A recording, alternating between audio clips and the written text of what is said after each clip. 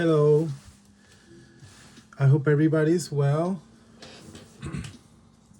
We're up for another video, an exercise that you can, well, not exercise, you can actually, we're gonna finish a work of art based on something we have already learned. So I hope everybody's doing good. What we'll need today is a pencil, a regular drawing pencil, a pen. It could be a black pen. I would prefer a black pen. I couldn't find my black pen, but this is a blue regular pen. It's fine. I'll tell you what we're gonna do with this after the pencil. And then color pencils. Okay, I wanna today use coloring. Okay. I have obviously more than what I have in my hand right now. Let me turn more light if this works. A little brighter. And yeah, so the purpose of this project will be we're gonna do a portrait, and we're gonna do a self-portrait, but we're gonna color it, and it's gonna be very expressive. And the way we're gonna color it, I'm gonna make the coloring for this piece. I apologize, that's one of my emails. I have to just completely close the window in my computer. So the purpose of coloring here will be very easy because it will be very expressive and things will be shaped into forms. So that's why the pen is gonna come in handy, because it's gonna outline the shapes that we just have to color and fill in basically after we obviously create our portrait. And for the portrait, self-portrait, I said portraits because, okay, let me make it clear. You can make a portrait of someone, okay? So if you have a picture of someone, you could do that. But if you want to look at yourself, obviously that will be a self-portrait. And you can do that either looking at yourself in the mirror, finding like a little small mirror or makeup mirror, or you could actually, if you have the computer in front of you or a laptop, you could put the camera, you could find the camera in your computer, search for the camera, and put the camera, even if it's not recording, pointing at you, and you'll see obviously your face in the screen, kind of like a mirror. So that's another way. Or your phone can also flip, right, pointing at you and become like a mirror. It won't be as the quality of the image will not be as a mirror, but it will be you. Okay, so I'm gonna get started. I'm gonna do myself, and then I'll tell you, that's gonna be the first step, to draw the outline and lines of where things are, then going back on the pen, emphasizing those outlines and closing them up as shapes. I know that sounds confusing, but what I mean is that if we see, let's say, an eyebrow, right, the shape of an eyebrow, that will be a form completely closed up, right? And any other opening we see, we just close it. And what that does is makes one shape that we could just fill in with a color. Okay, and the colors are going to be very colorful, bright, and very expressive because of that. And we'll talk a little bit about, modern art and how that's used to express, emotions and things like that. Okay, so I'll give you a minute to gather your materials. I have here around one of my kneaded erasers for my pencil. As you gather your materials, again, regular pen, blue or black, doesn't matter. Regular pen, regular pencil.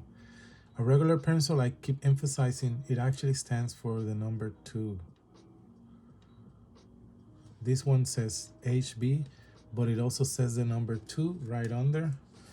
I hope you can, let's see that? You see how it says HB, but then it has a number too. So that's what I mean by a regular pencil.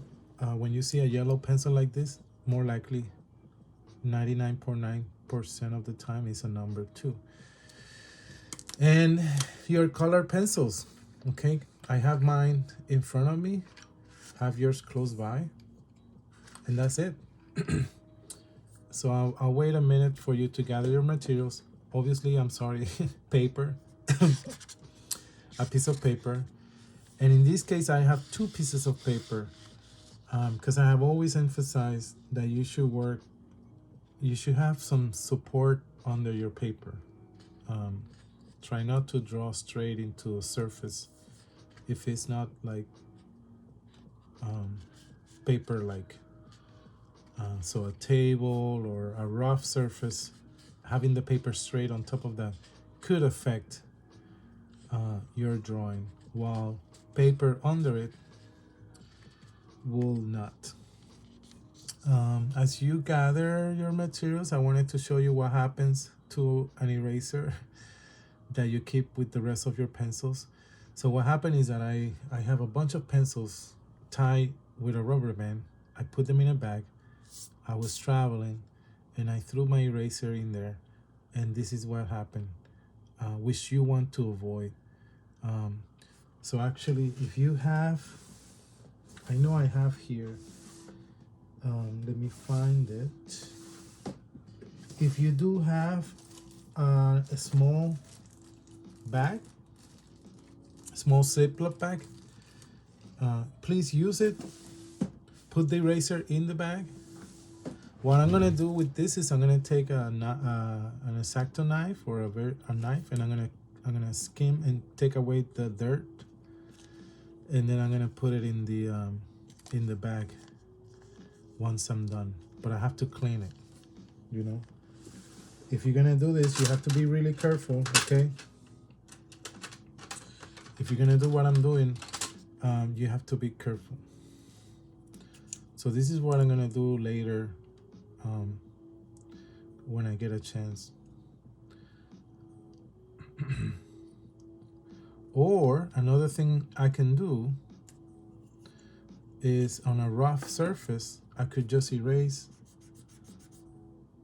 and take away, take away the dirty eraser. But just be careful with your utensils. I don't know why I was thinking, but now I'll keep it in this bag.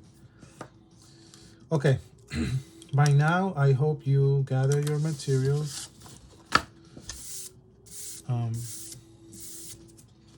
Again, I'm gonna draw myself, so if you copy what I'm doing, you're gonna have a drawing of me, Antonia. I'm not sure if you want that. What you drawing as I'm drawing myself is yourself. Okay, let's keep that clear.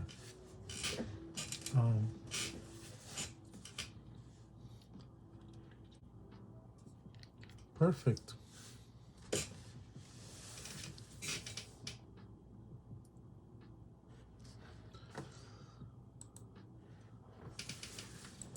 Okay.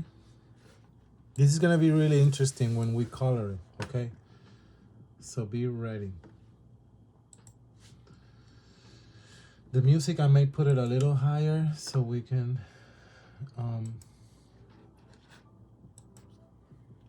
have something to go by.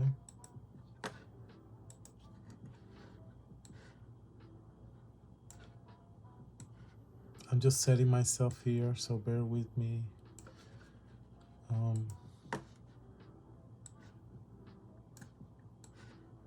Perfect.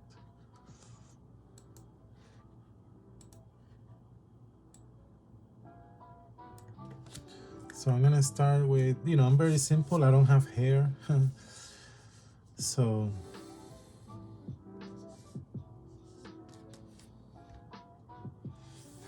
it's gonna go something like a bald head, shirt,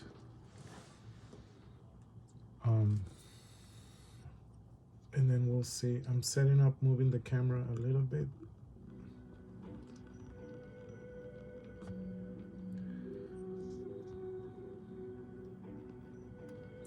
So I apologize. You don't make up for your sins in the church. You do it in the streets. Making sure you can see the The rest is paper. bullshit, and you know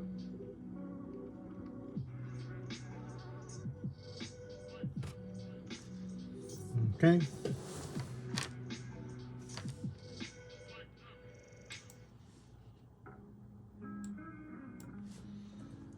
I think this works.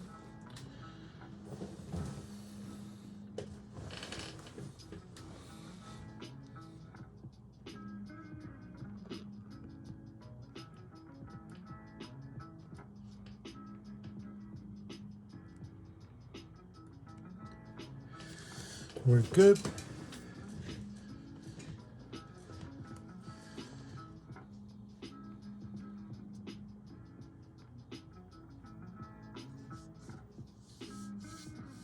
You know what comes handy for this work is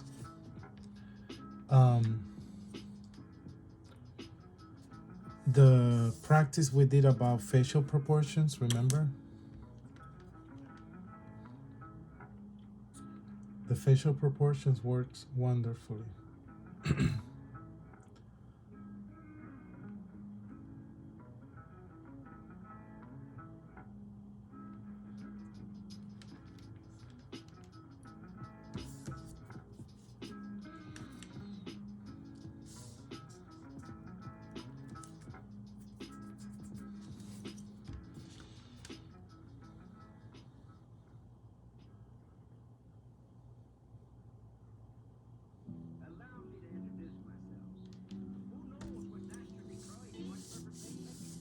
I'm gonna do it right in the center.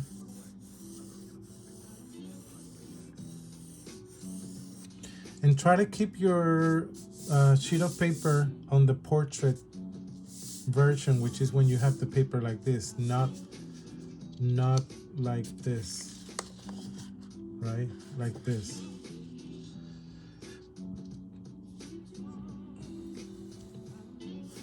So I'm outlining myself, and I'm doing a lot of lines. So basically I'm doing a lot of lines until I kind of feel I got it right. I have taught and told you about this many times.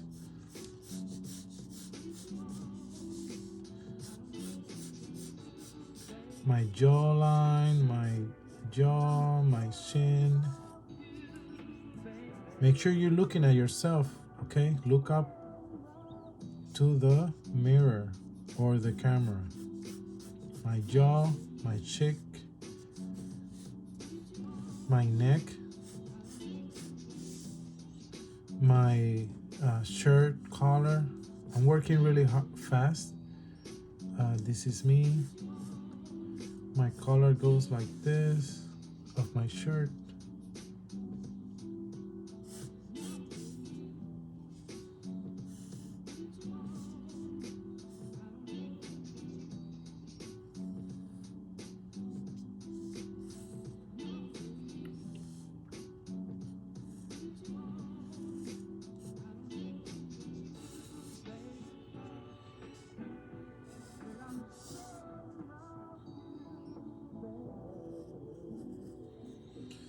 That's my shoulders and my neck. I think maybe now that I did this way, I realize I have to maybe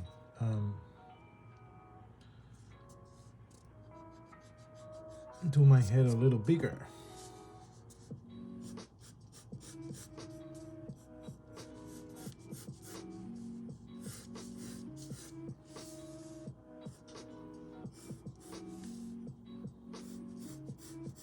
So keep fixing what you see needs fixing, you know? Fixing in the sense of your lines. My ear goes here.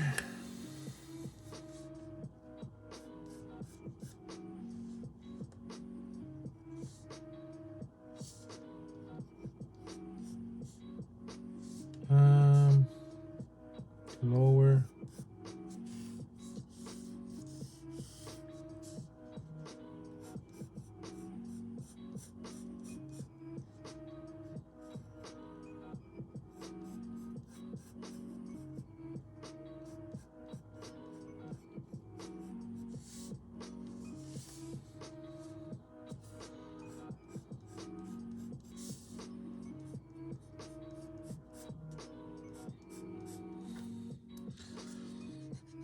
Remember how we made a circle? We made a circle here, like on the top. This is when a face was looking straight at you. This I'm not looking straight. I'm making it a little dynamic. By the way, try to add to your portrait, self-portrait, your shirt. You know, the part of your shirt. Maybe something in the hair. You have some earrings, maybe. I say this because it adds to the story or what the portrait is. That's why some people put their hands on their chin, you know, when they take a portrait. It's just, you know, one thing is, you seen those passport photos? That's great. That is you. Yes, that's your face. It represents you. But when you go to photography or you know, and they ask you, oh, you know, put your hand on your face or put a fist on your chin, and what this does is just adds natural aspect to the portrait. So it's not entirely a story, but it just adds more warmth. So the shirt in this case is slowly bringing something to the portrait. In a female will be a headband or a hat or earrings. Ears are time are tried to be avoided for females, you know, so they're usually covered by the hair. These are things to know. So when you look at portraits in medieval times of females, you don't see their ears. You know, they're hidden. It doesn't mean they didn't have ears. It's just they hid them because I'm not saying they're not beautiful, but I guess they thought they affected their ears will have affected the portrait's highlighting beauty. So to emphasize the beauty of the face, they will hide the ears, especially in the females, in the woman. Okay. Perfect. So I'm about to start putting the proportions of my nose, my mouth, my eyes, but again, my head is a little tilted to the side. This is so I'm basing it really on what I'm seeing on the camera. I always like to kind of point and go straight into the nose, because what the nose will help me is to then put the eyes. Or I go with the eye closest to the edge of the face, not the one inside, but the one towards the edge, because I have a little more control in its proportion. And then I move to the other one, measuring obviously. But let me finish my nose, which is about here. I get the feeling, yes, it is about here. I'm correct.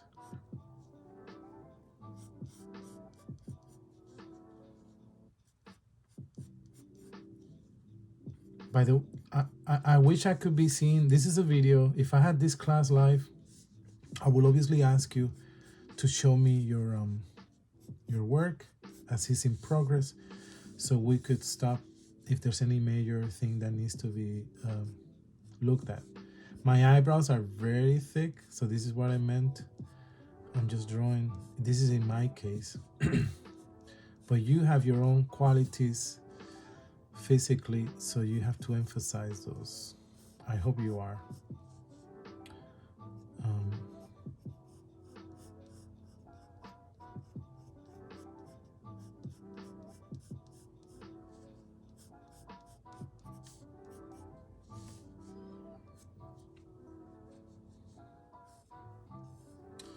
My first eye fits right here.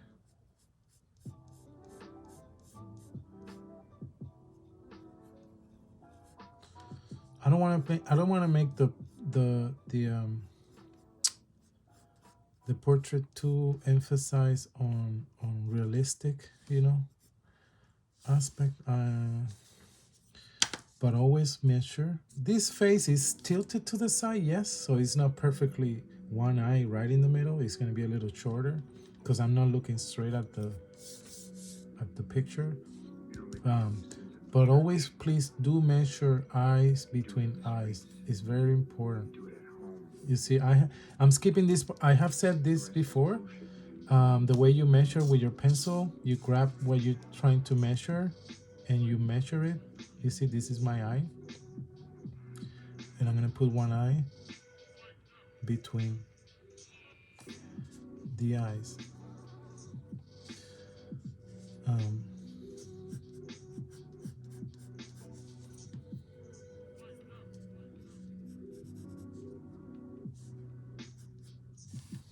and they have to be lined up.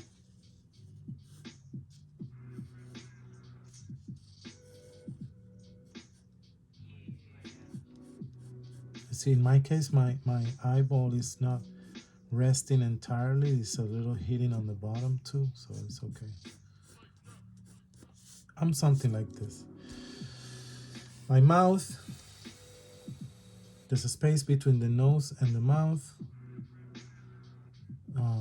And be gentle, when you draw, just be soft. And then if you have to build upon and emphasize something, emphasize it after by going back on the line.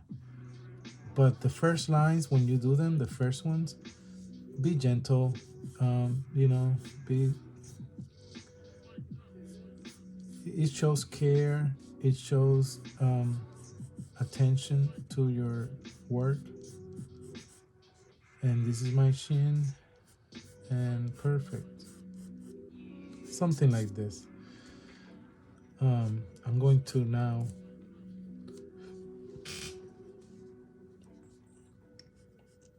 stop a little.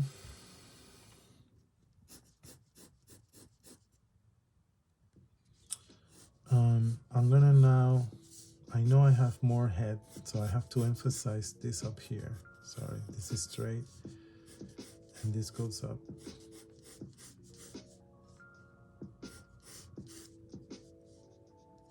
Yep.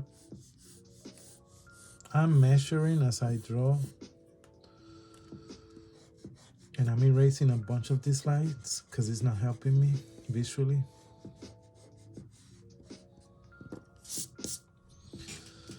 Something like this. I hope you can see it. I'm gonna erase this circle.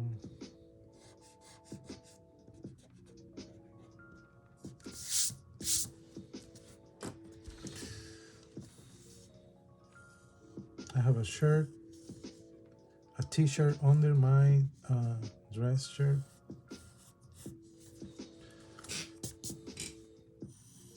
A lot of the things in this drawing that I just did, I hope it can be seen, are shapes that are not close up. So this is what I mean by not being closed up.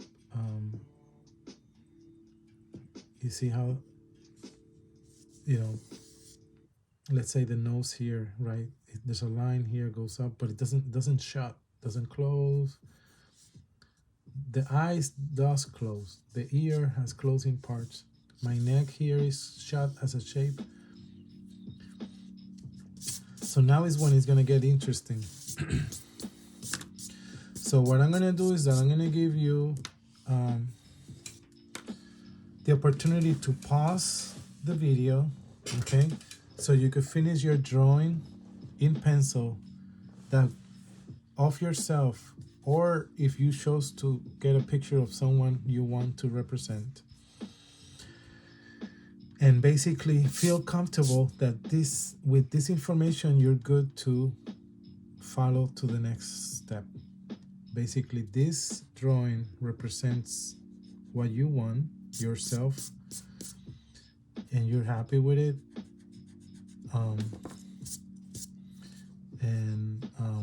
And we can move on to the next step. Okay? It's a drawing. Pause the video, finish, and then play it back when you're done with this section of the drawing. I'm going to continue, but this was an opportunity for you to catch up with me if I was going too fast.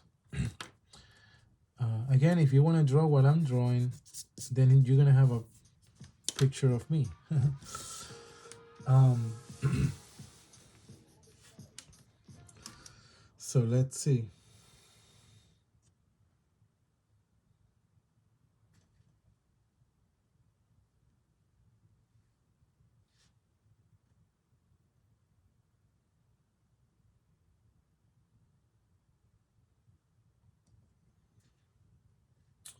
Now we're gonna grab our pen. It could be a black pen or um, blue pen in my case.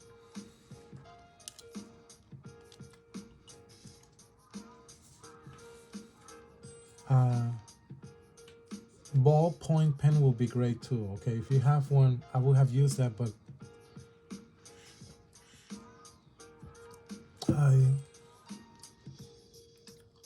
I wanted to show you that you could do this with any pen. So I wanted to grab a pen that's common.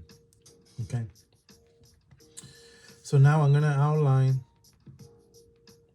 the lines I have done, the major lines, and I'm gonna try to create shapes. You'll see, okay? I'm gonna try to create shapes, and I'll show you how that we can then fill in with colors. Okay, you could do this not just for a portrait. Okay, I could have been drawing here flowers and or a tree or anything, but at the end, when you get all the colors and the portrait, what I'm trying to say is this type of style could have been used for any other representation. So let me do my shirt and my collar and my neck and this area here just to demonstrate you. But look, I'm gonna, with my pen, which is darker, right? And it's very clear that it's pen.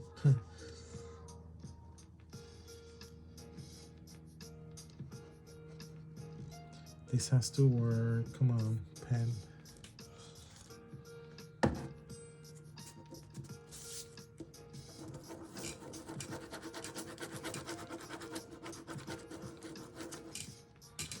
Now that I need my pen, it's not working.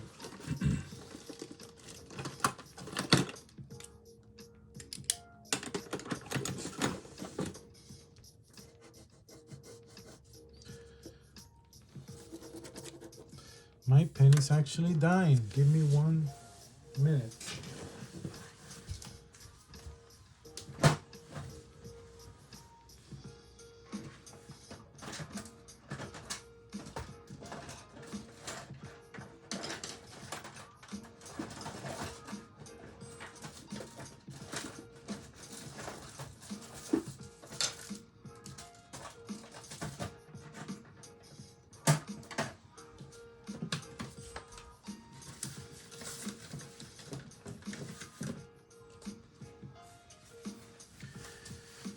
Okay, I have a pen in my hand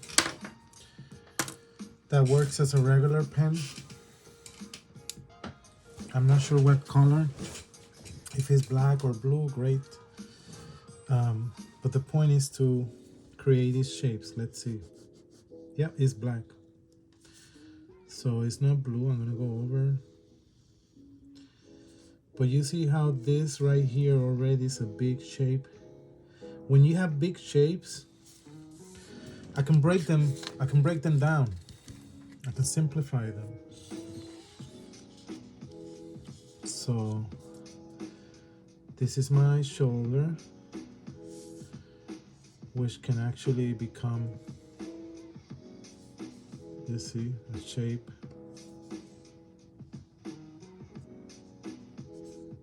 It's almost like it becomes kind of like a stained glass. And I'll tell you what happened with stained glasses. But I'm gonna come around here. But you see how each one is a shape? I may want to close this here. So what happens with stained glass when it was, an actual real stained glass, if you look at the window, there are pieces of glass that are joined and held together by lead, lead. So you cannot have two big pieces because they could break. If the piece of glass is too big, then it could actually break. So you have all these puzzle pieces, and the lead is the line. Look at the lead as if it was the line. But the point of this work is not to create stained glass effect, okay? It's the color. So bear with me here. This is a big piece, the collar of my shirt. I like kind of here how my t-shirt in my shirt, in my dress shirt here, this is a t-shirt I'm wearing under, has this triangle shape right here that just makes up for that. This is my jaw and my chin, and it creates this shape.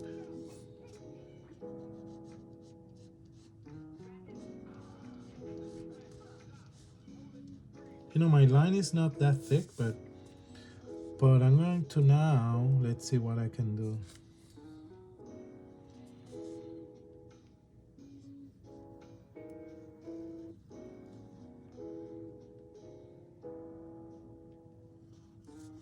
I made this shape here.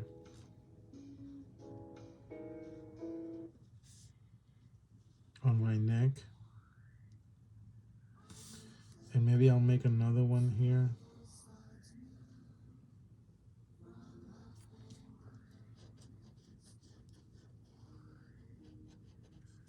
These are shapes on my neck. I'm not sure why I did them like that, but that's the whole point, that it doesn't really matter, you know?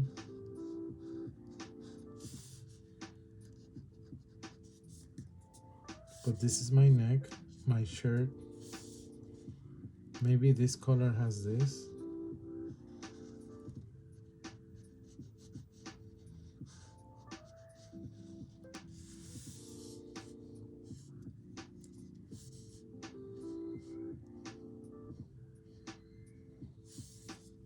You see what I'm saying? But don't lose track of where where things mainly are. My other color of the shirt.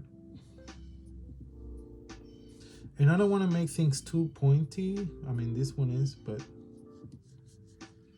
I'm trying to make them not too pointy, not emphasizing that it's too pointy.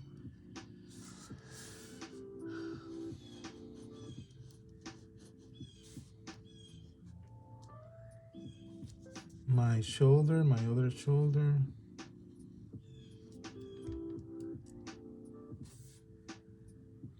What am I gonna do with my other shoulder? Let's see.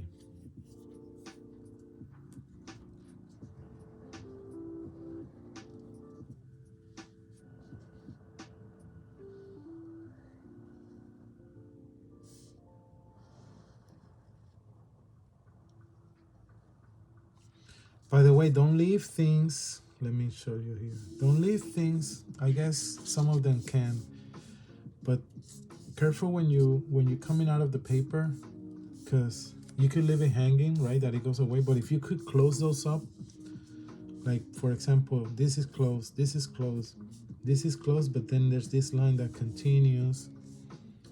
I can make like a shape that is like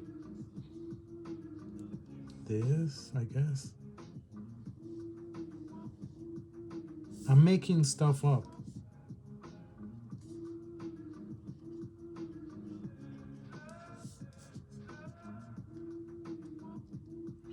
I'm literally making a lot of things up as I go.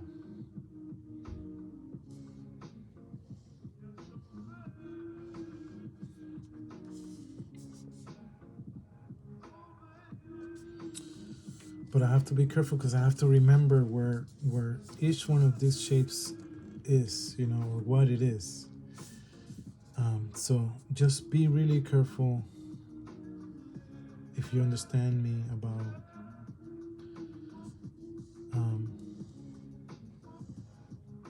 not losing sense of this is a color, this is a whole color. right?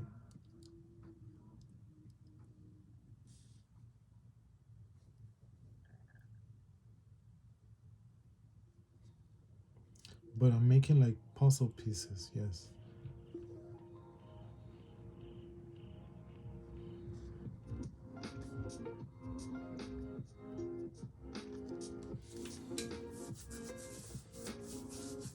Very interesting. Now, they tend to have the same kind of shape. I'm gonna change those shapes up here. I don't have hair. If I had hair, or if I'm doing a female, it'd be nice to play with the hair. But let's get to something like the ear. Look, I'm gonna draw my ear with my pen.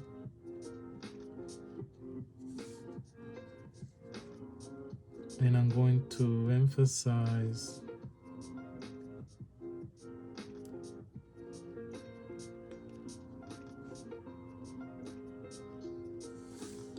the shapes we have talked about in the past about ears. Look, I just made that shape.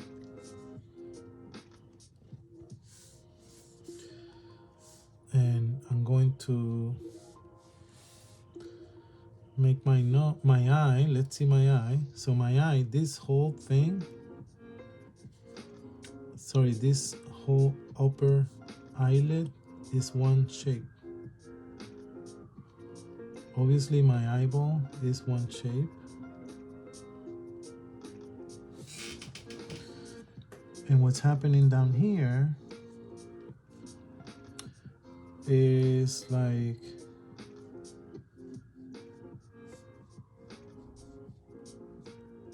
it's going maybe like this with my nose.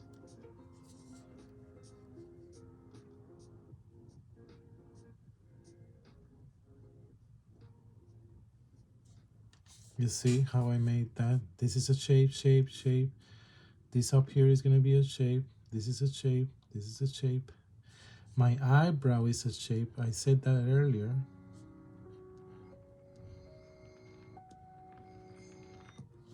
My eyebrow is a shape.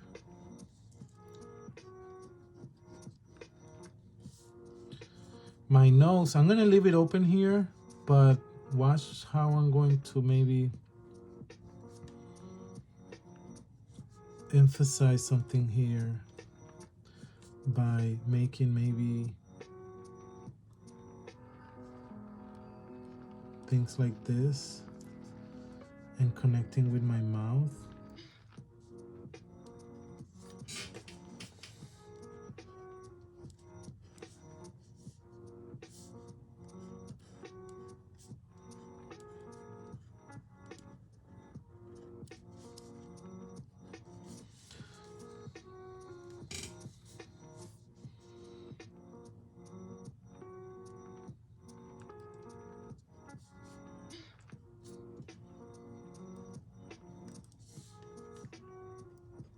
I started with one teeth, so I have to do all of them.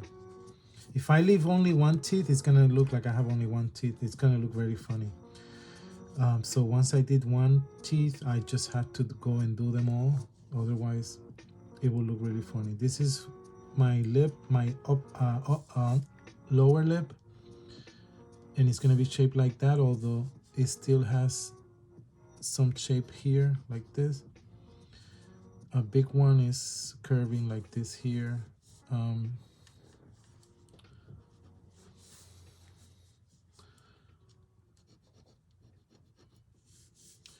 This could be a shape here. This could be a shape. It's okay. My shin can be a shape. My shin has a shape here too. Anything you see that is casting a shadow, so this eye is casting is on a shadow compared to this one. So this is why this eye has all these different things. I'm really careful when I put a shape, a closed up shape. Look, you see? It has to follow through the line of what you already drew. Does that make sense? So let's say here I'm gonna make a big shape out of my top of my head. of my bone. This is a good example.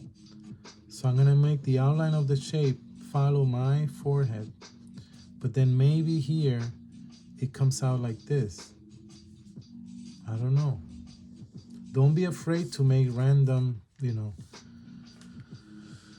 Okay, this is a shape. Look, this is a shape. I may do another shape. Let's see. I may do another shape here.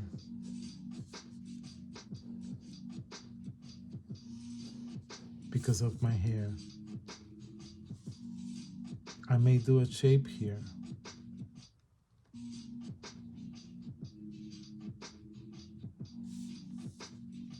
Because there's a shadow here in the middle. There's a shadow right here. I can see it. There's a shadow that goes right here like this. And this is gonna lead to my eye, which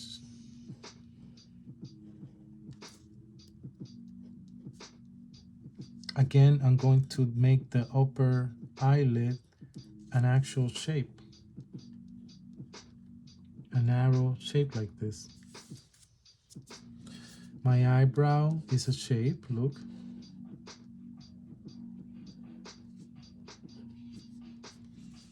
And then on top of my eye, this is an eye, this is a shape too.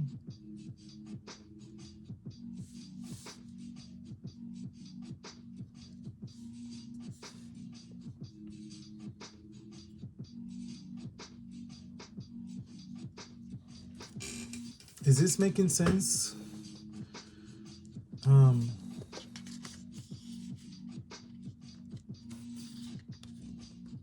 I'm making shapes out of the self-portrait, but they close up so I can fill them in with color. When I go with my color, all I have to do is fill this in.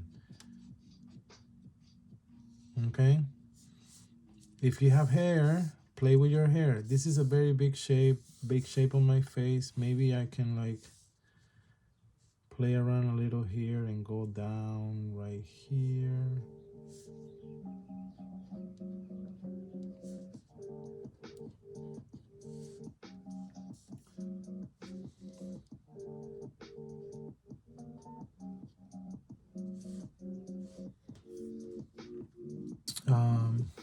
Maybe over here there's another shape like this. You see now there's a shape here and a shape here. You see that? But the way I did it, I want to explain this, is because I can see how my forehead over here is a little darker than right here. So I made the curve of what stays dark. That is not outlined. It is actually not outlined that much, but I have to outline it because I have to close it up. So maybe that works. There's something here happening. I could probably make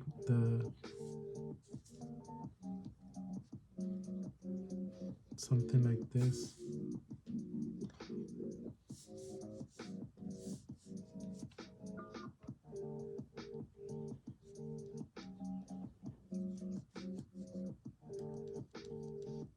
I'm gonna leave this open because I have to be really careful about the nose, okay? So it's gonna stay open. But down here, no. Down here, this is closed up.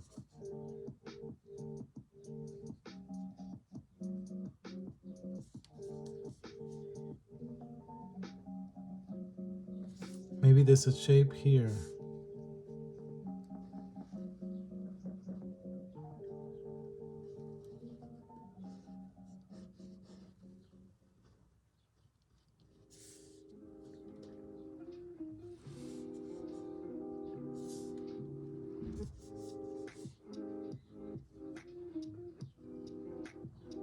This is my chin.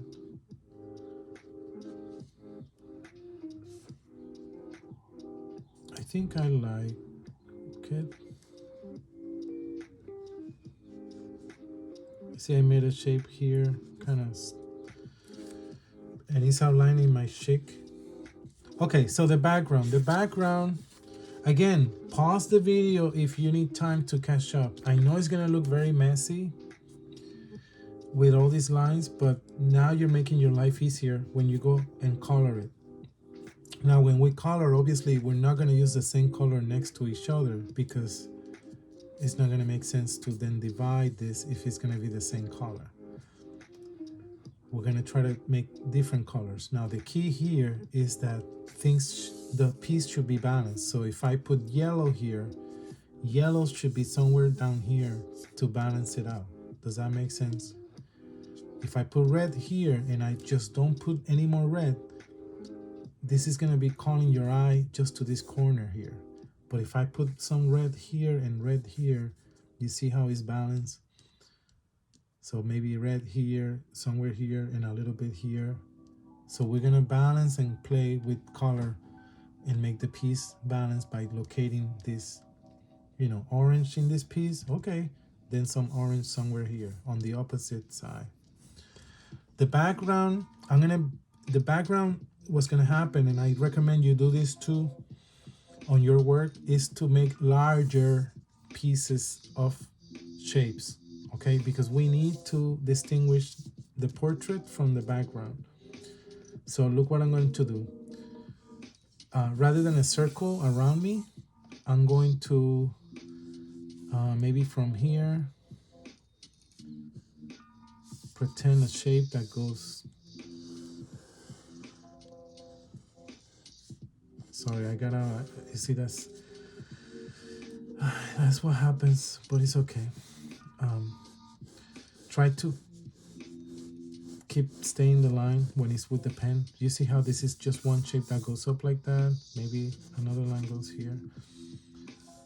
Another line here that goes more curvy than this, just to make it more diverse or vary it. But it goes along this, maybe.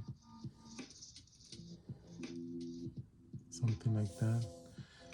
And then this one here, from here.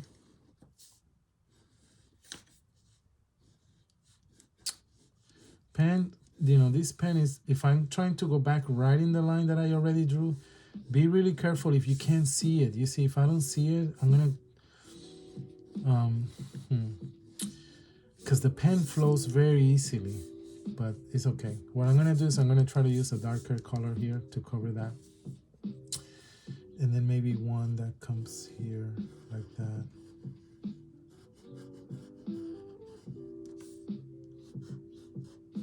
You see how the background are big chunks, 1, 2, 3, and they're open and left to go away, not close up at the edge of the paper, I guess because we still want to show that they continue. Okay, so if any line needs to be darkened, please go ahead and make it darker. It's gonna help you when you color. You see any line that needs to be emphasized, darker. This whole thing needs to be darker. So go ahead and do it. Pause the video if you're still trying to catch up to this step. I hope you're doing a self-portrait of yourself looking through the camera or your phone or a small mirror, or you shows a picture of someone, a loved one you want to do in this style. I know it looks very unorthodox, very random, but you'll see the colors, how expressive they are. And this is a shape here. You see, this shape came to be out of all the other shapes. So let's try to shape it.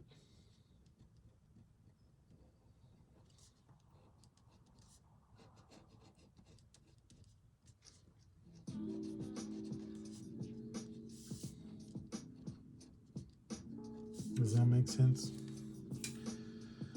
But this is me. This is my portrait. Pause the video if you need to catch up. So then you stop and you're ready for the next step. For those who are caught up with me or are starting to play the video again, I'm gonna do something, and I'm gonna be really careful. But if you wait, let's say wait 10-15 minutes for the ink in your pen to dry, perfect. I am not waiting, okay? I am not waiting. I'm gonna do it right now, which is to erase the pencil. When you erase the pencil, if you did not wait for the ink to dry, that ink is gonna get messy. So I'm gonna be really careful to try to see when that is happening.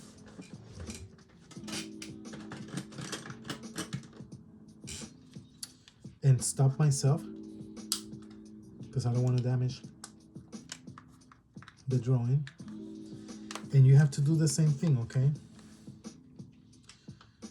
A kneaded eraser has to live in the little case or bag so it doesn't get dirty. I have one here.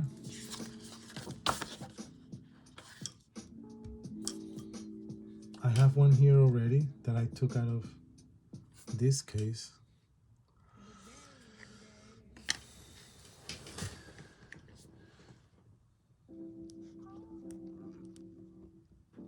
I want the camera to stay filming that side of my table. I hope this works. It's a little tilted and I apologize.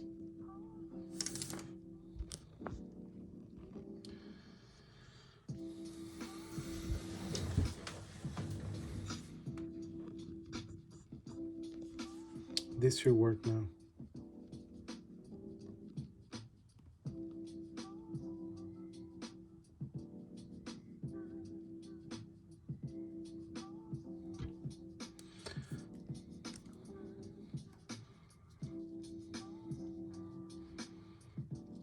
This should work.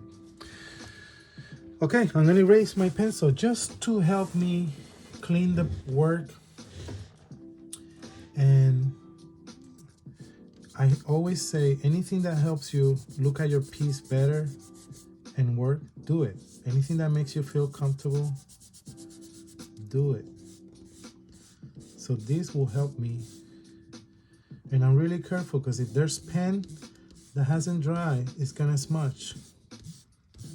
I'm talking about the pen. If it doesn't happen and it erases cleanly, you're gonna have a clean drawing. A very clean drawing. The background I never drew. I never drew pencils, so I don't have to erase or worry about that. But in my eyes, my outline of my face, my mouth, my neck, I remember. I think I'm done.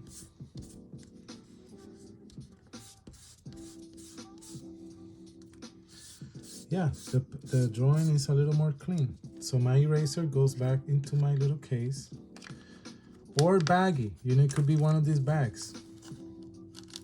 But protected, otherwise dust or pencil threads of pencil sharpening gets in it and it will have a shorter lifespan.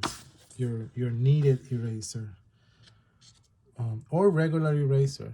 But if you don't have one of these, I recommend you get a kneaded eraser, which actually what it does, it absorbs the whatever you're trying to erase. Perfect. So you're replaying the video at this point to start coloring, or you caught up with me and you're ready to color.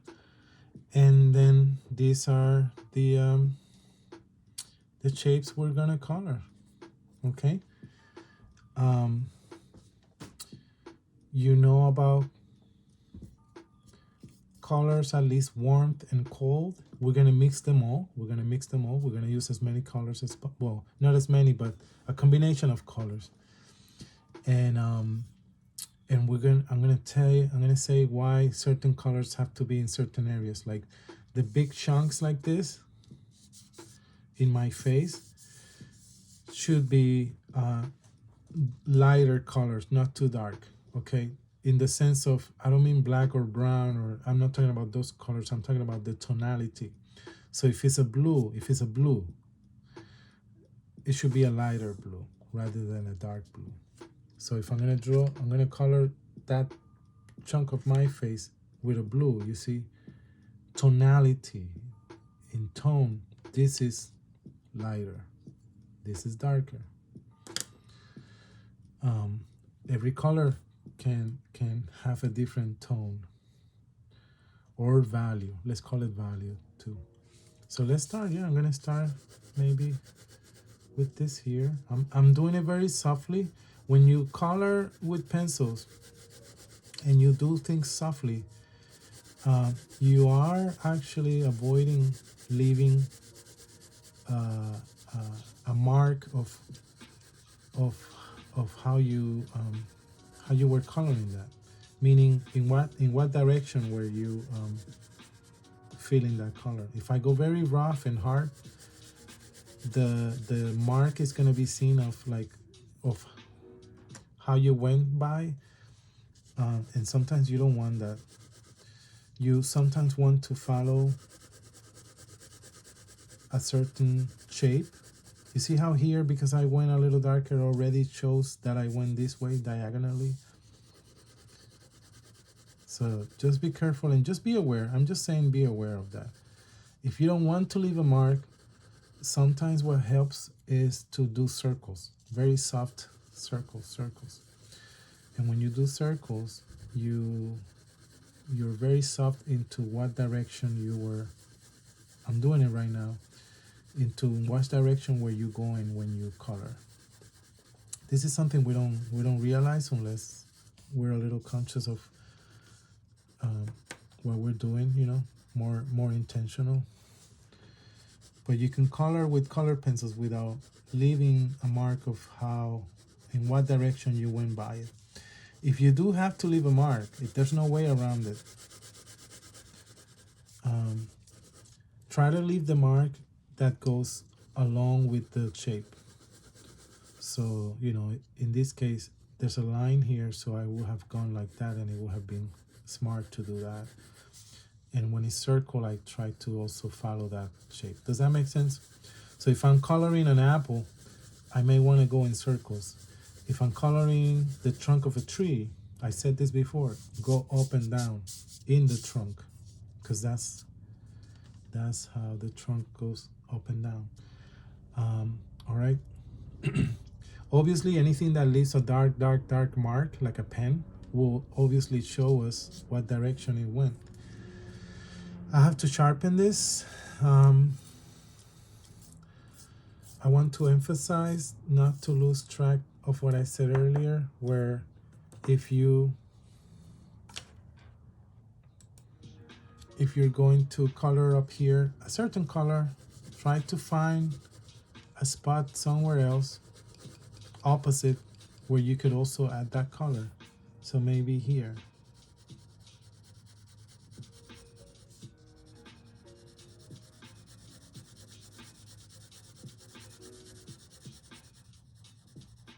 This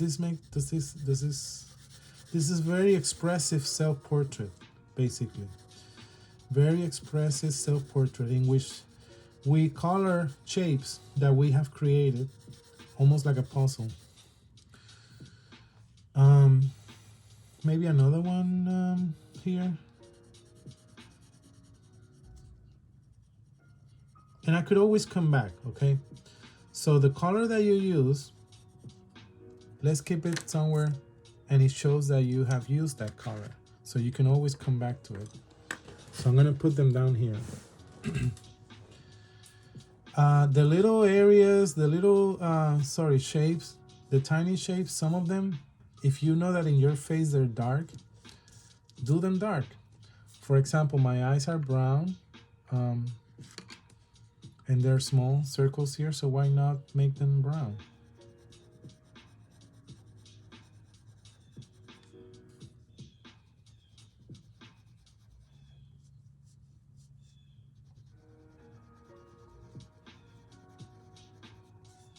I'm gonna stop and put it here. This color may come back. Red, we have to be careful. This is very bright red, but I do want to put my red. I'm sharpening my pencil.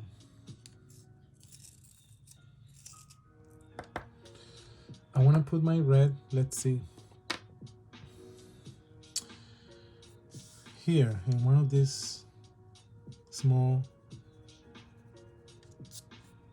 shapes that I have around my eye.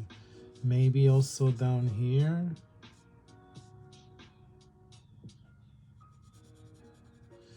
If I go too dark right away with the red, I'm gonna, just build your red. Maybe here, just so people can actually see the red. I'm gonna start soft and darken it in a moment.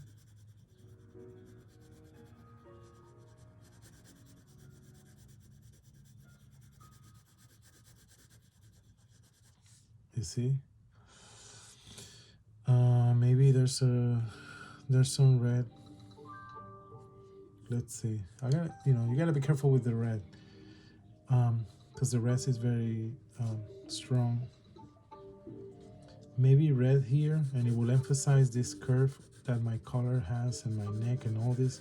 All this area around here is very curvy. You see, there's a lot of curves.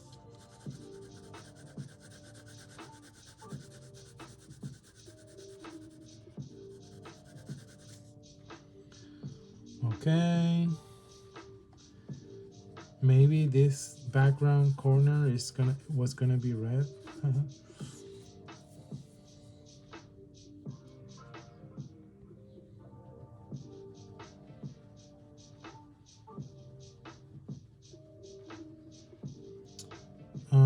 For now, I'm gonna hold on to the red here. Okay. I want to do a light blue, light green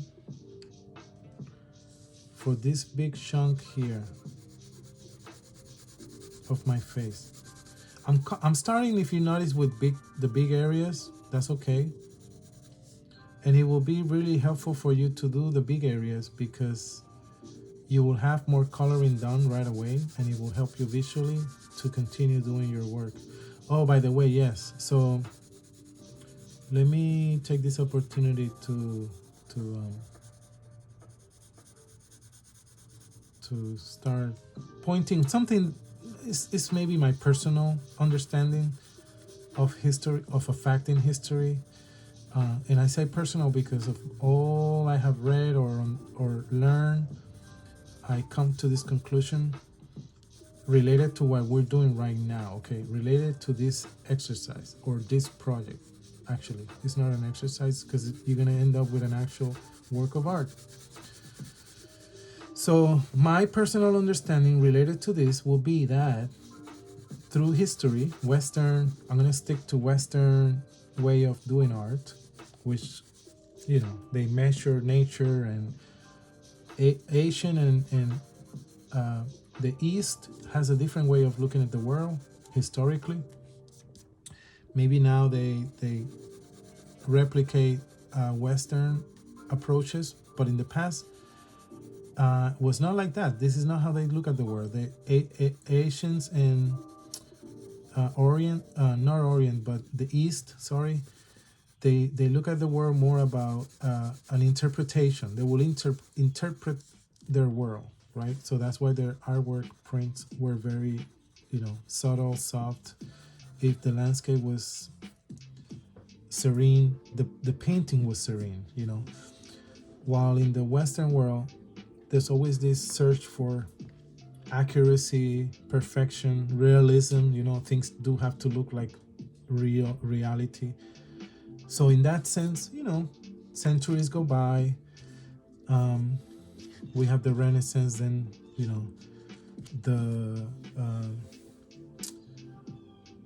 Renaissance, Baroque, all these movements, and then obviously Victorian, and then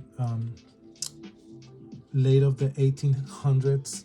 There's the 1700s, 1800s, and they became too romanticized realism. So they went too far into making reality too beautiful, right, and representational. And there comes the group I always bring up, the Impressionists. I'm gonna use here like a light yellow for maybe this side here. And the Impressionists started painting outside and painting what what they actually see. That's it. You know, they they painted an impression of what they saw. So they were very tied into time. It has to be time in the sense that it was based on sunlight, and you got to capture what you see, and that's a moment in time, right? An impression. Well, guess what? When you do people or portraits or things, you're gonna see colors. Reality sometimes reflects a color that you know, some light could be reflected on my face that is blue, and my face now is blue, right? In the past, that people would not have painted my face blue, but now because of water close to me, my face is blue, and they did that. So now because you're painting what you see, things get a little more interesting. And eventually, this turned into the post-impressionists, the group of painters that came after the impressionists, which took whatever they painted into putting colors, now based on their own personal choice. And by doing that, they became expressionist. So after post-impressionism comes expressionism, and now you're painting not just colors, also shapes based on how you feel. A very famous post-impressionist painter that became almost the father of expressionism will be Van Gogh, Vincent Van Gogh. You know, he started to paint things, if they saw them green, you know. By the way, the yellow and the green, I haven't put it somewhere else. I just skipped that part. I'm gonna come back to it because I was distracted with the talking, and I'm gonna do that with the orange too. But the idea is to also put these colors somewhere else. Okay, you're following me on that. It's pretty simple. I'm being very careful as I color this, not to, if you notice, not to leave a mark. You know, not to leave a this is what I mean by leaving a mark. You see, you can actually see the line goes this way, not this way. That's what I'm trying to avoid. So then what you see is the orange just naturally filling the space. And I may go a little bit as a circle. Okay, so yeah, so then the expressionist came. And this is a little expressionist because we're using random colors, and the colors, I'm gonna emphasize maybe some greens and oranges more than any other color, just to give a sense of feeling that I want to represent. But if there's any color that you want to emphasize, all you have to do, okay, listen, all you have to do is put more of those colors. So if you want to put more yellows, go ahead and put more yellows or more light blues, and your piece will showcase that. Okay. There's a famous portrait in the Museum of Fine Arts by Manet. Let me see if I'm gonna look for it quickly. I don't know if I'm gonna find it. And Manet was an interesting painter because he wasn't really an impression. There you go. Okay, found it. Yeah, I knew it was the portrait of.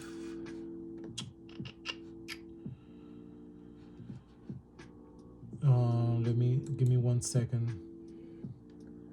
Oh, come on.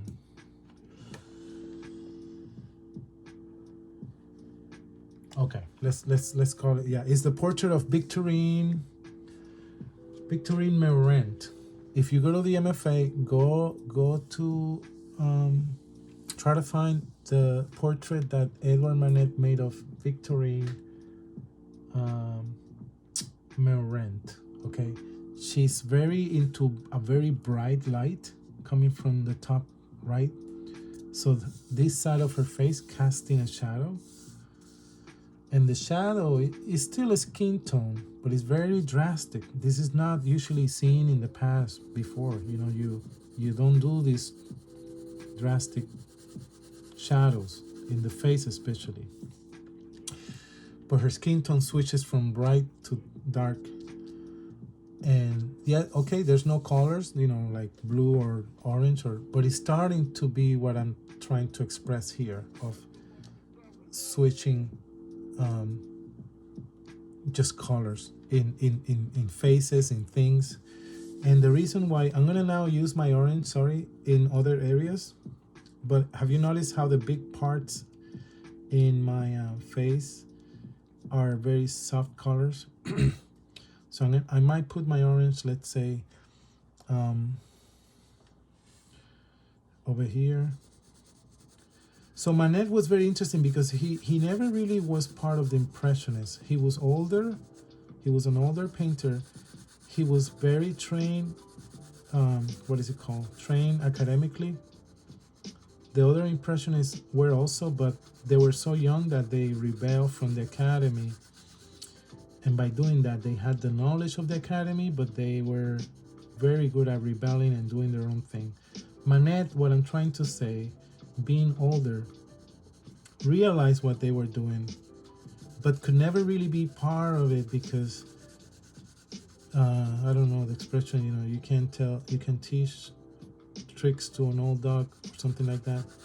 Well, he tried. He was trying to do what the Impressionists were doing, but he was so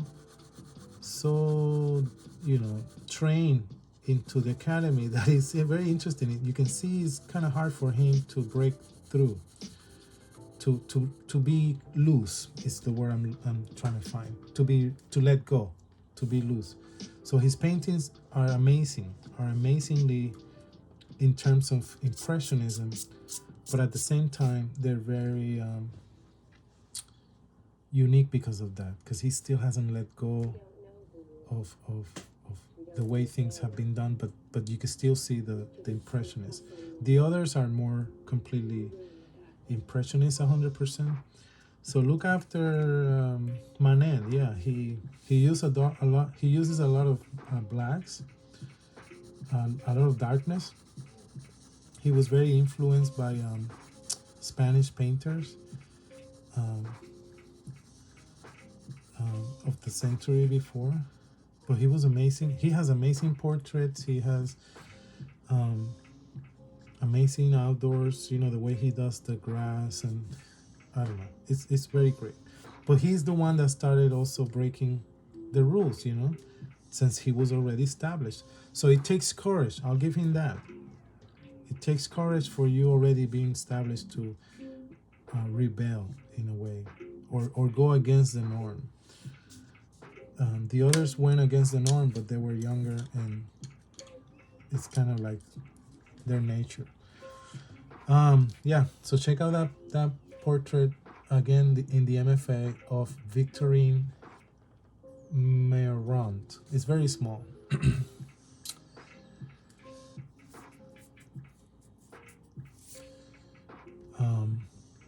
Let me put some blue and some yellow in other parts, okay?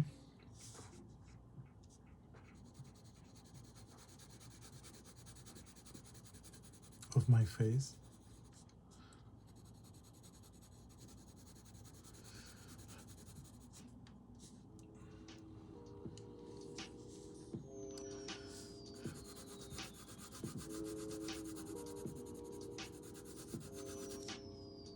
It's funny because this here represents kind of like the little hair I get on the sides, but the yellow is not dark.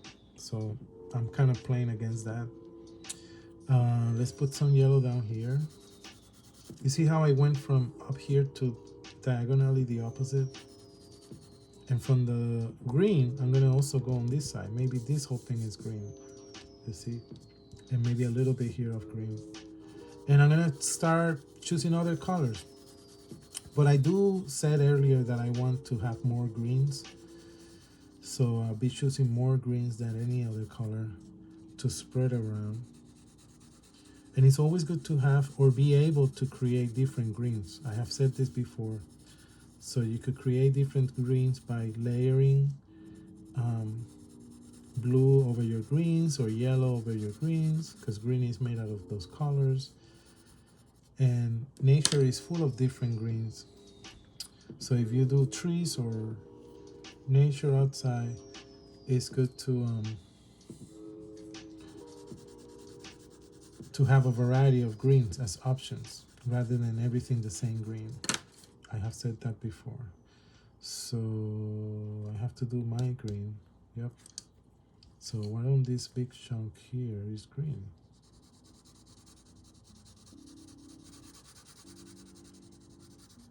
If let me see. Yeah, we could finish this. I can finish it. If you don't finish it, you get the idea. You know, continue coloring. Catch up. There were 3 stages. We drew on pencil, our self-portrait. Then we drew over on pen, darker, and created shapes. Okay, be careful doing those shapes. You have to close them up, meaning they have to be an entire shape with no opening areas. And then follow the outline of what you already drew. If something comes softer here, like the nose, leave it open. You know, leave it open. It's kind of open here. Those are calls you make on your own. I'm gonna choose dark blue because my eyebrows.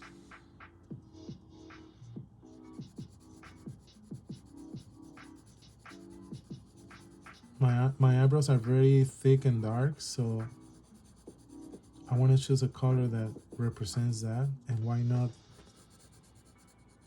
dark blue?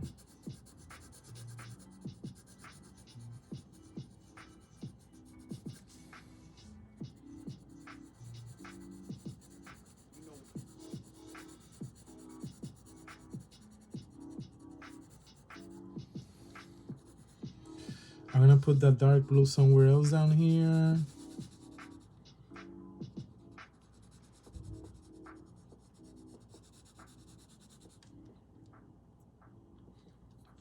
I'm gonna put it, let's see, down here. I want to have a very bright yellow, and I want to put it on very small shapes to just highlight some areas.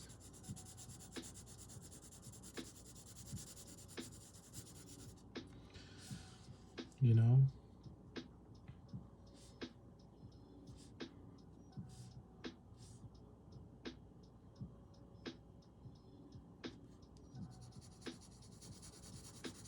And the background obviously will have another green. But let me grab this bright yellow. I'm gonna put somewhere.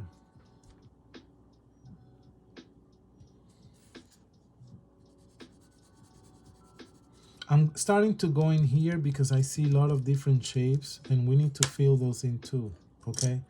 So bright yellow, I think will be one of this.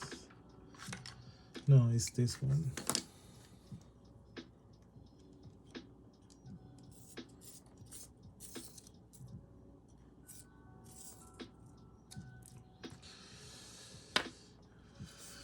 Let's put a bright yellow over here. It's very bright.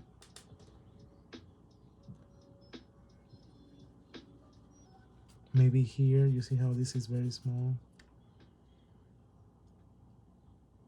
This here. This. And these 2 guys. Now, I want a darker green. I do know I want a darker green. That's gonna be maybe here.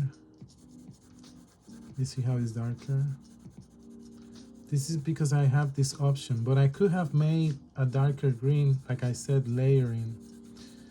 If you don't have that many different colors of a certain color, work around layering it, or choose the color that you have most variety of colors.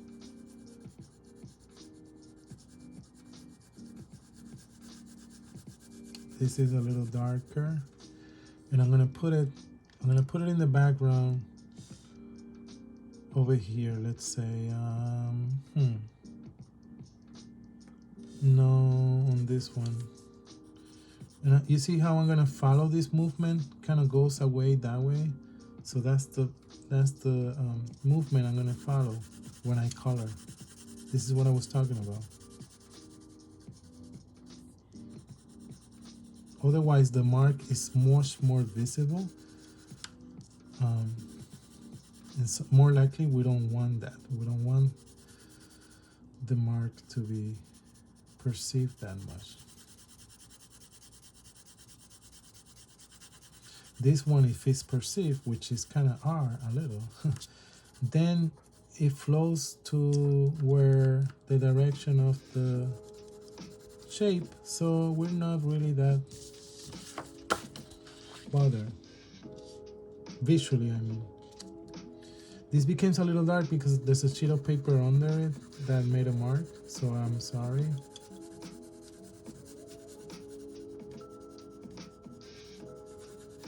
I'm gonna look into the colors that I have that are, the value is very light. I talked about that earlier, light value. Let's put this green somewhere over here too. And I'm making this darker. You see how the green is darker? Just its tonality. Because my neck under my face, I wanted it to cast a shadow. I want it to be darker. So the blue and this green works perfectly to kind of frame my face, which should be lighter. This should be a lighter color. So why don't we use pinkish, pink.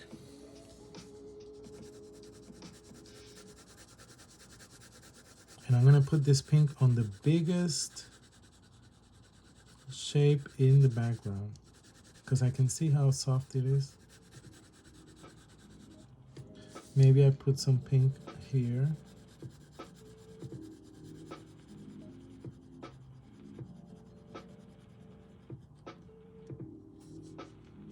And it goes around my eye up here.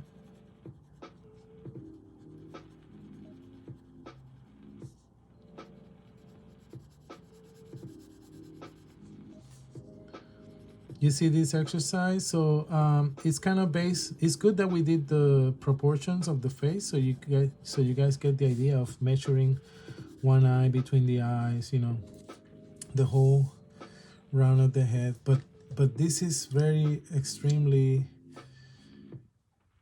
based on your face, looking at your picture. Okay, it's very important that you looked at your own image.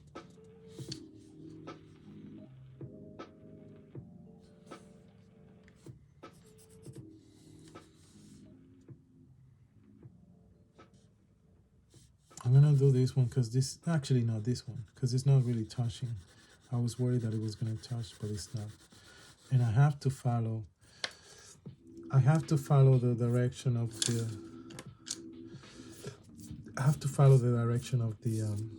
of the shape.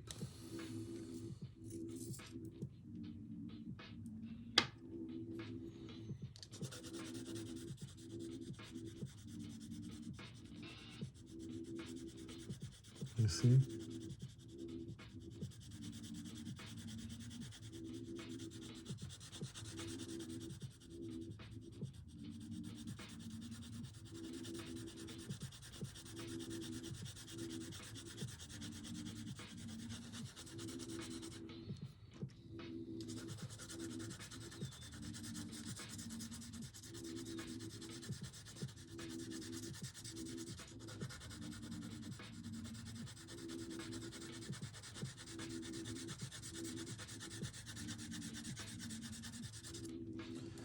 I'm gonna turn my paper. I don't usually do it because of the video, but I always tell everybody to move your paper around to facilitate whatever you have to do. So in this case, I kind of really need to. Otherwise, it would have been really hard for me to keep coloring this efficiently without turning the paper. So turn your paper, do what you need to. Remember, coloring or shading is about your wrist. So move your wrist. Done. Perfect. Where else can I have pink down here? Maybe on this one.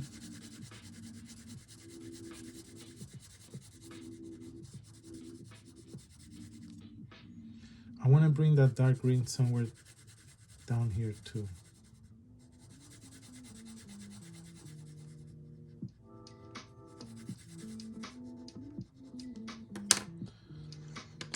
Maybe this middle one.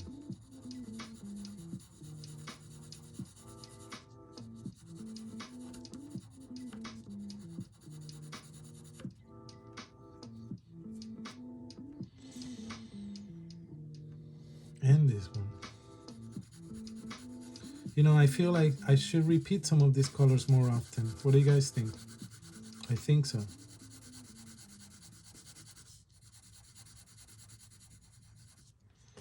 So maybe a little more of them. Maybe the dark blue needs to also be here. This was my shirt.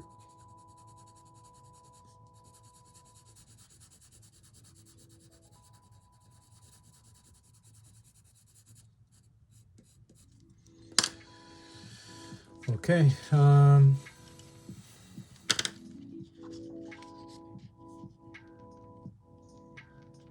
Maybe the light yellow, remember the light one, goes here in this whole background. You see how I'm following the shape?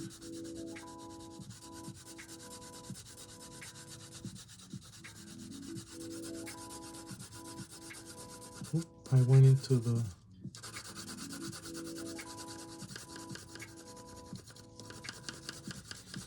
I'm following the shape and I feel confident enough to go kind of hard and not worry because it's a light color and I'm following the shape. If I wasn't following the shape, I will be much more softer and careful. Okay.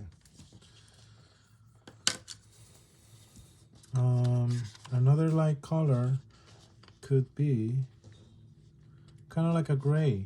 Why not gray? Gray color.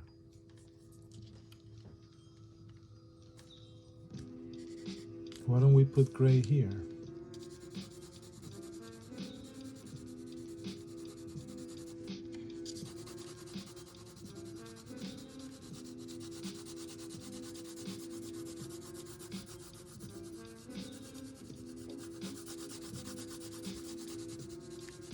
I'm using in this one very specifically, like I have done in the others also, all of them, but this is very clear here.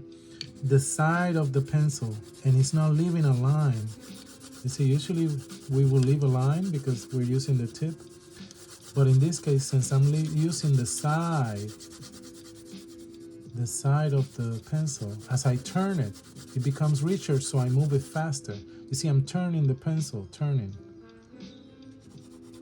to get color from other sides as one runs out. It's almost like sharpening the pencil too. You're basically sharpening the pencil on your paper. And I'm now rolling all over it, going over the areas that need more color. So if I see something needs more color, I'm heading my pencil there. And what happens here is a little tricky because it's the end.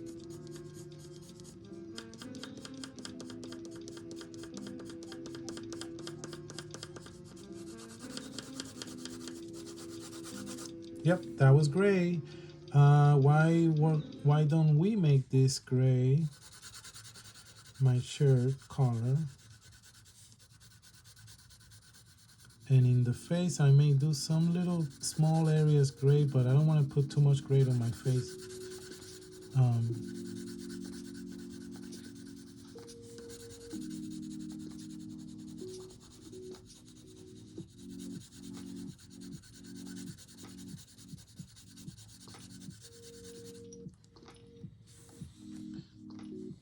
Maybe this guy.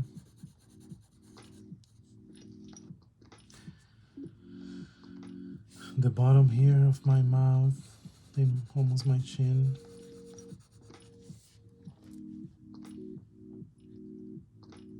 This shape.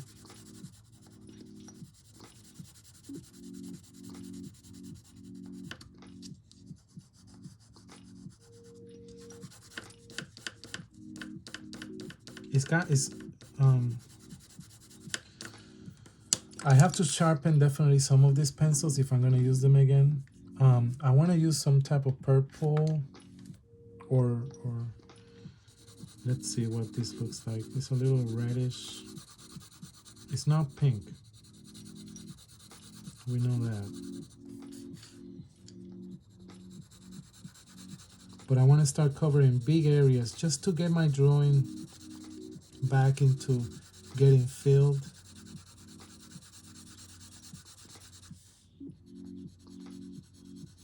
It almost looks like this color, but it's not, trust me. So maybe I should make it darker by going over it again to really distinguish it with the pink. You see, I'm gonna put another layer and emphasize the tonality to make it darker.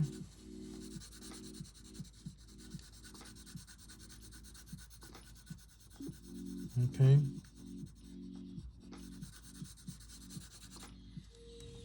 And now maybe that goes here.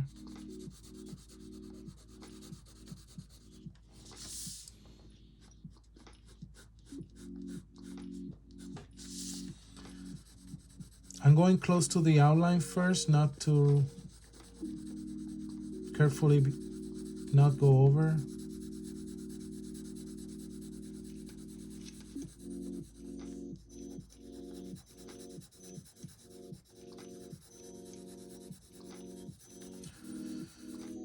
Okay. Maybe over here, it's here.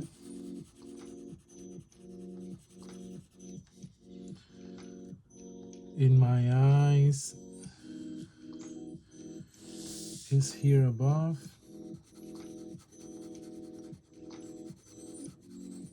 But it's darker. You see how I'm making it darker?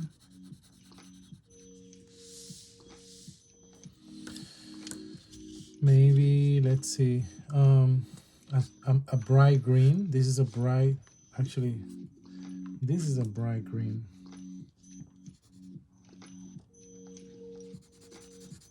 You see how bright this is? Kind of like lime.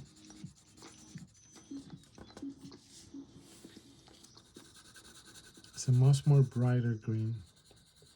It has much more yellow, I mean.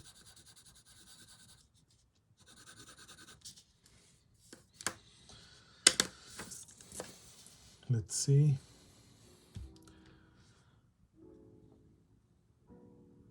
Down here. I think I'm gonna be done right on time, okay? So if you're not done as I am done,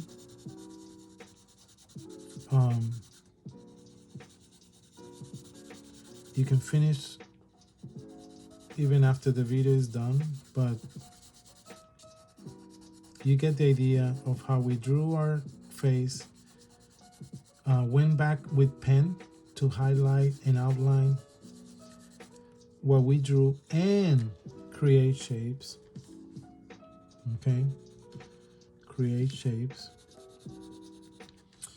and then those shapes, then later we fill them up with color. This is a very bright orange.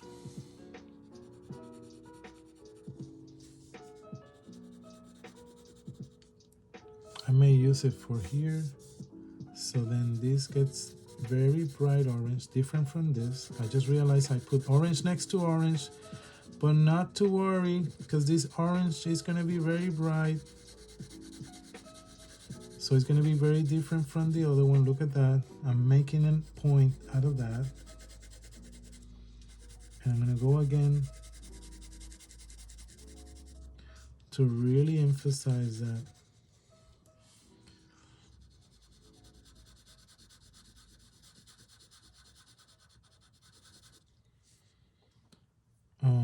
Okay.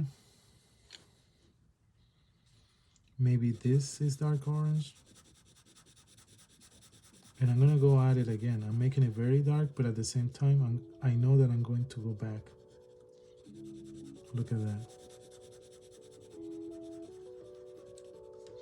Now I'm gonna sharpen my pencil to make sure I have enough. Before I sharpen, let me get started.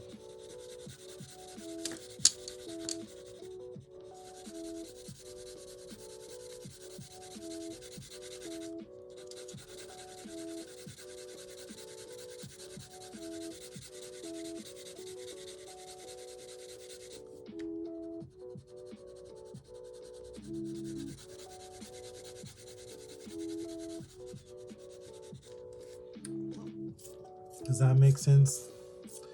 How the colors have been balanced. And soon is the time for me to bring more greens. Okay, I have a couple of more greens. I have said this before. Or blues. I love, that's my favorite color. Find out which is your favorite color and use it more, because that is your self-portrait.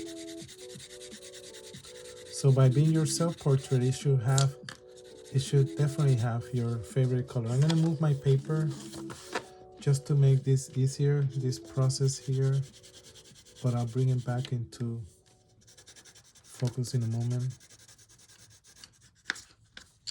Okay. This line is the paper that's under it.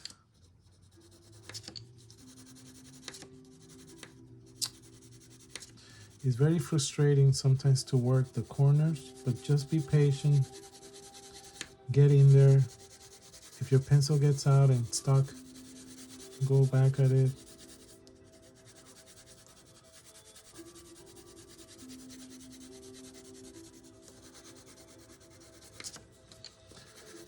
I'm putting my fingers to stop my pencil from getting out.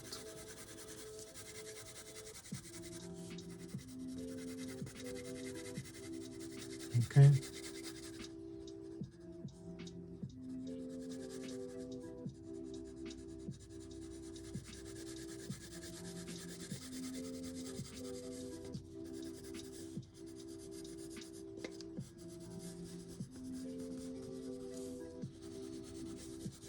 Okay.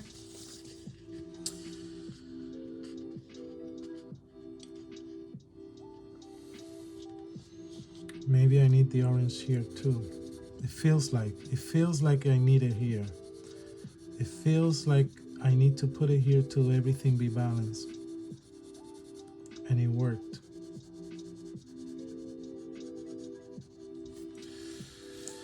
Okay, couple of more greens that I know are different from the others. You see?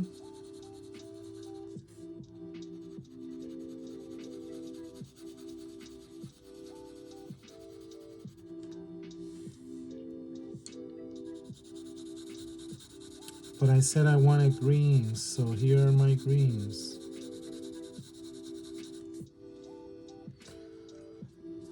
And I'm gonna bring actually a couple of blues. In this case, from the beginning, I'm actually building very dark this color I'm coloring right now to make sure that it's different from the one that's next to it, if that makes sense. And I can actually use this green for up here. So I'm gonna move my paper. I'm gonna move my paper to make this process easier. Go by the edge first, because I don't want to, when you feel you could run over and color the color that's next to it, Go over the edge first. Look, go over the edge of the shape so you can stop yourself before. But I'm not too worried about this color right here, my mark, because I'm making it so dark that the mark, even if it shows, it's just gonna be so dark. So dark meaning, sorry, so saturated by going over and over on top of it. That's what I mean by, I shouldn't have said dark, but I mean saturated by filling the space with this color.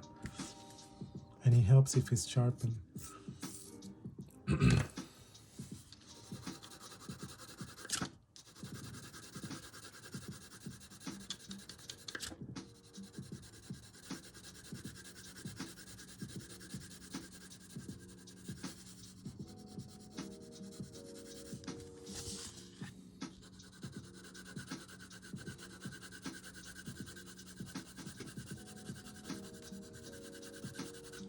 You see?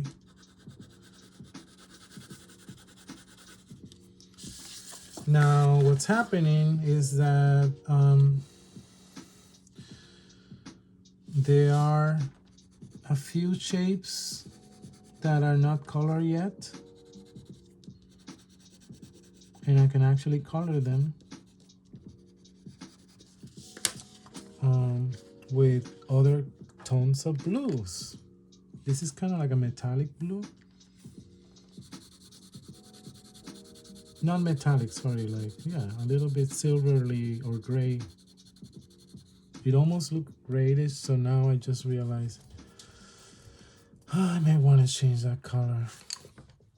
So I'm gonna combine two colors.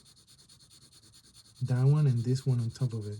So now for everything I'm gonna do, I have to put these two layers because I realized I wanted to cover that blue with this green. So to replicate this color, I have to do the same thing. You understand?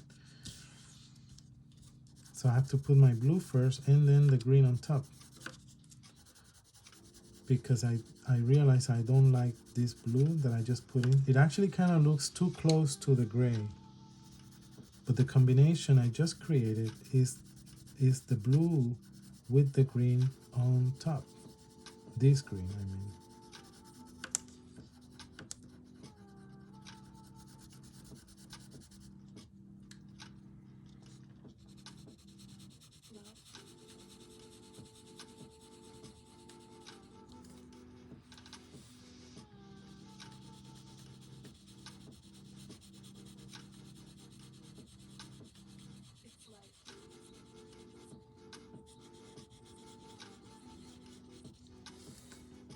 Okay, let's bring the red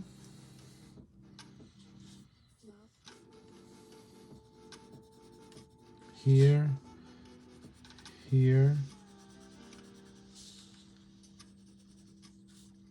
and maybe here on my upper lip.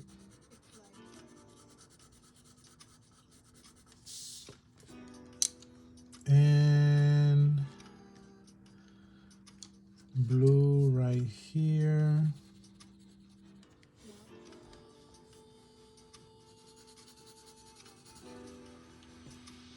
I'm just filling in now some spaces, that's all. Look, I'm just filling some gaps that are in some areas, if that makes sense.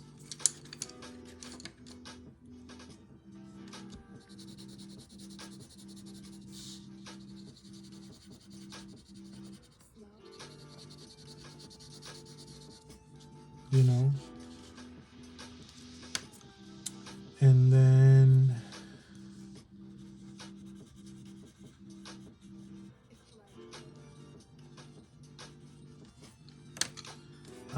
there's only one spot here in my ear. And we'll finish with that. I wish I could see what you are creating. I'm gonna see it when I see you in a call. We're gonna do that ear in color. Let's see. Bright yellow, why not? Remember that bright yellow?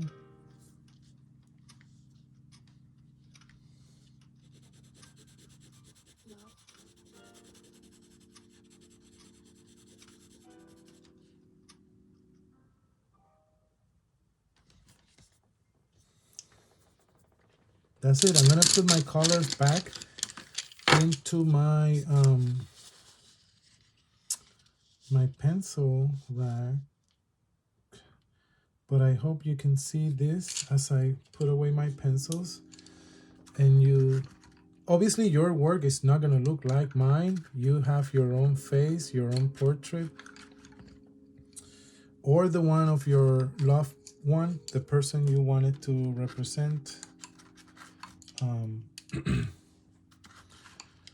But you see how just because you're using colors in something that is not realistically represented, realistically meaning those are not the color obviously of my face, then it becomes an expressive work of art. Expressive meaning more alive, more bright, more expression. Maybe you feel I feel when I look at this, I don't know, happy or euphoric, or it's kind of random or weird, you know. Again, a reminder, keep your eraser. Once I clean this eraser, I'm gonna keep it in this bag. I'm gonna put it now just to show you. So it's protected from dirt. And that's it. This is the lesson for today. Please save your artwork, take a picture,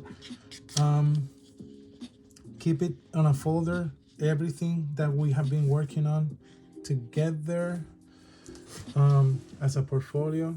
Okay.